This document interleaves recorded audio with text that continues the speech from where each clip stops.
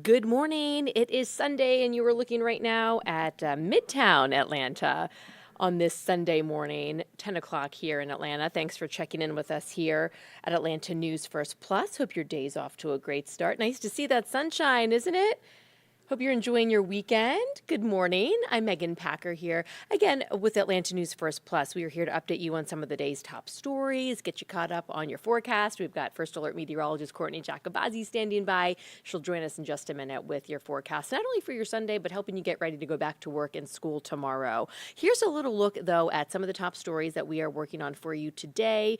We have a team of reporters and photographers in the newsroom today, as always, working a number of different stories, including a big one that we've been tracking since yesterday. We talked a lot about this weekend. 3 different police shootings this weekend in 3 different Georgia counties. Law enforcement making the decision to fire their guns in different situations. This was the scene in Snellville yesterday where a man is dead after he was shot during a traffic stop in Snellville. This is what the scene looked like in Roswell early yesterday morning. A man is in critical condition after officers shot him inside a bar. And this was a traffic backup on I-20 eastbound in Haralson County, right near the Alabama-Georgia line, after there was a police chase that led to a shootout between a suspect and law enforcement officers that happened there on the side of the highway, really, on I-20.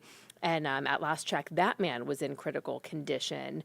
So this was a look at the traffic backup that just kind of showing the ripple effect of how that affected so many people. But those are all 3 different shootings. Again, you got 3 different counties that these interactions happened. GBI agents are now investigating all of them. So a very busy weekend indeed for agents with the Georgia Bureau of Investigation as they investigate the circumstances that led up to those law enforcement officers firing their guns. Fulton County District Attorney Fani Willis was in front of the cameras yesterday. We caught up with her at a community Easter event, but she says that she plans to move forward with the Georgia election interference indictment. Our cameras caught up with her at that event yesterday when she was out and about. Lawyers for Donald Trump and his co-defendants have appealed the ruling, we've told you, letting Willis stay on the case, even though the special prosecutor, Nathan Wade, stepped down. Trump's Georgia lawyer, Steve Sadow, said on social media yesterday after he saw that Fani Willis had given some interviews that she is ignoring the judge's warning not to discuss the case. It has happened again. A historic bridge in Cobb County damaged yet again. The historic covered bridge on Concord Road is closed after a driver hit it for the second time this week. These are some photos posted by Cobb County government. Somebody hit it yesterday, hit the protective beam at the bridge's entrance and drove off. Earlier in the week, this van hit it. People were on board that bus as well. Nobody was injured. The driver was cited. But again, that was earlier in the week. It reopened. And then a few days later, yesterday, somebody hit it and took off. We have talked about this time and time again over the years. This bridge has been through it a lot, and here it is getting hit twice this week alone. In Gwinnett County, the community, family, and friends are remembering a 5-year-old girl killed in a crash. This memorial is set up in Peachtree Corners, honoring 5-year-old Aura Zamorano. Her family remembers her as an innocent, goofy, and beautiful child. She was killed in a crash earlier this month, and this man, her father, is facing charges in her death. They say that he was going more than 100 miles an hour when he slammed into another car. His name is Aaron Vaughn. He's 30 years old. He faces several charges, including second-degree murder. Both of the adults in the car he hit died. His passenger was injured, and police say Vaughn's 5- and 6-year-old daughters in the back seat had seatbelts on, but they should have been in child safety seats. And again, one of those little girls was killed, 5-year-old Aura Zamorano, being remembered today by those who loved her. Nobody won the Powerball jackpot last night. So we have got to talk about these lotto jackpots because now they are growing for for Powerball and Mega Millions. So Powerball is up to $800 million now. That is a cash value of more than $384 million. The next drawing is tomorrow night. The Mega Millions jackpot, as we talked about, is over $1 billion. It is now $1.1 billion. That is a cash value of more than $528 million. That drawing is Tuesday night. So we got a big drawing Monday night, a big drawing Tuesday night. Good luck to you. It's fun to go out and get a couple tickets, isn't it? Right? Yeah. $2 a ticket. You got to get in on the action when it gets this high. All right, I'm Megan Packer here at Atlanta News First Plus. Thanks for checking in. Let's take a peek outside again. So nice to see the blue skies and the sunshine. First Alert meteorologist Courtney Jacobazzi is here now with this all-important forecast. Courtney, what's the very latest with what's going on out there? Yeah, looks nice, but it's definitely a little cooler today. You probably noticed if you've stepped out the door at all that it was a pretty cold start. We were in the 30s and low 40s to start the day. And today overall we'll end up just a touch cooler than we were yesterday in the low to mid 60s, but we will continue to see a lot of sunshine. I am First Alert meteorologist Courtney Jacobazzi. Thanks so much for spending some time with us this morning.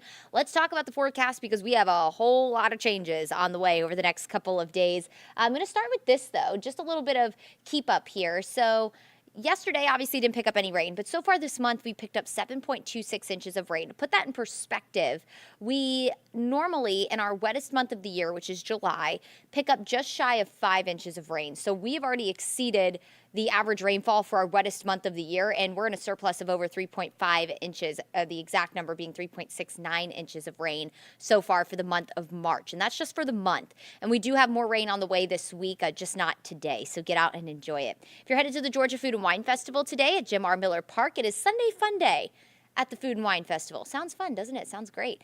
It'll be cool, though. You will need a jacket. After needing the coat this morning, I think a light jacket will serve you well throughout the entire day because it is going to be a little on the breezy side. Not near as windy as yesterday, but notice temperatures are going to be in the 50s through 1 o'clock. Don't be like me and underestimate the 50s. That's chilly, especially when you have a breeze to work with. And temperatures by 2 o'clock in the low 60s, and we'll top out in the mid 60s this afternoon. A lot of our suburbs will top out in the low 60s today. So just keep in mind it'll be a cooler afternoon, but still pretty comfortable as long as you are dressed right. So here's a look at your highs today. Again, low 60s for a lot of our suburbs, mid 60s for downtown Atlanta. When it comes to the wind, expect gusts to be upwards of, again, 20 to 25 through the afternoon, and then they'll slightly die down around sunset, but they'll pick right back up tomorrow. Tomorrow's going to be quite a windy day. I'll talk about who's under a wind advisory starting at midnight in just a couple of minutes here, but first, here's a look at what to expect as you head out the door tomorrow.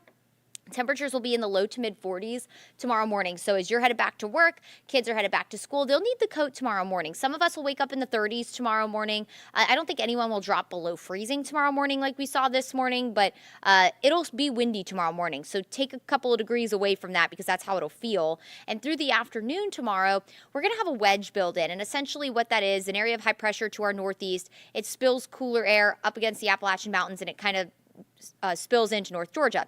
So what does that mean? It's going to be cloudy tomorrow. Might feel a little misty at times, especially in the morning.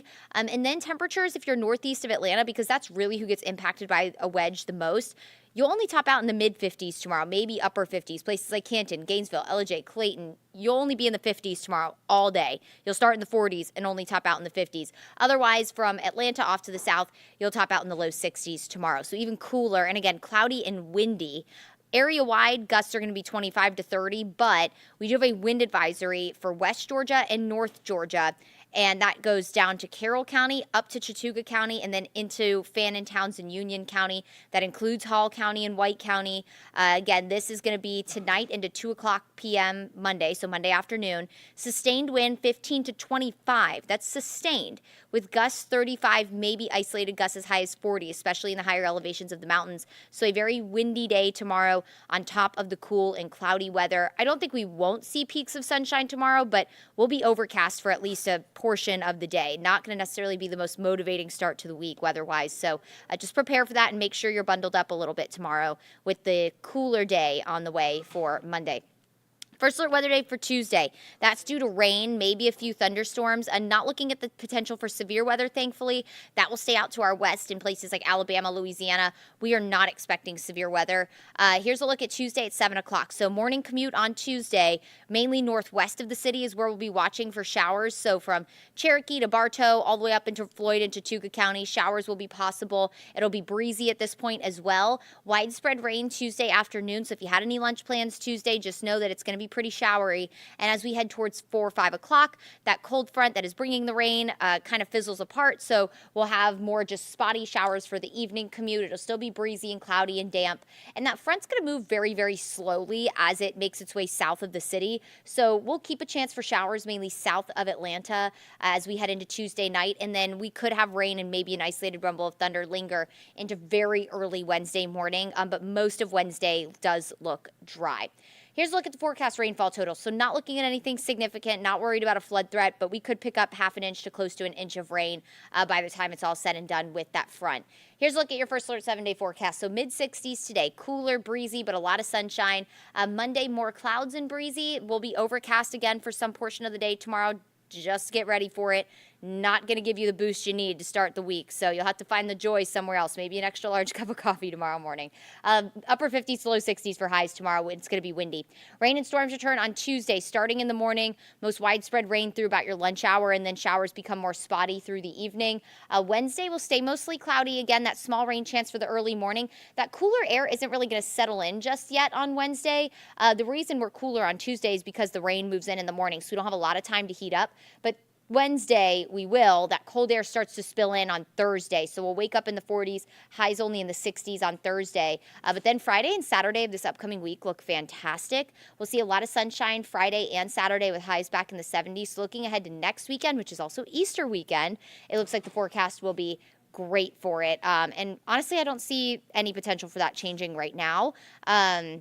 Which would be fantastic. We would love to have a beautiful and sunny Easter weekend so we could celebrate with friends and family and, maybe sit outside for some of those Easter brunches and stuff like that. So we'll keep you posted on that forecast. But, of course, our next focus day being Tuesday for our First Alert Weather Day, we'll let you know if the timing changes at all. Don't think we're going to see any kind of change when it comes to that storm threat. That looks very minimal for us. And, again, no severe weather is expected right now. So make sure you stay tuned to the forecast throughout the week.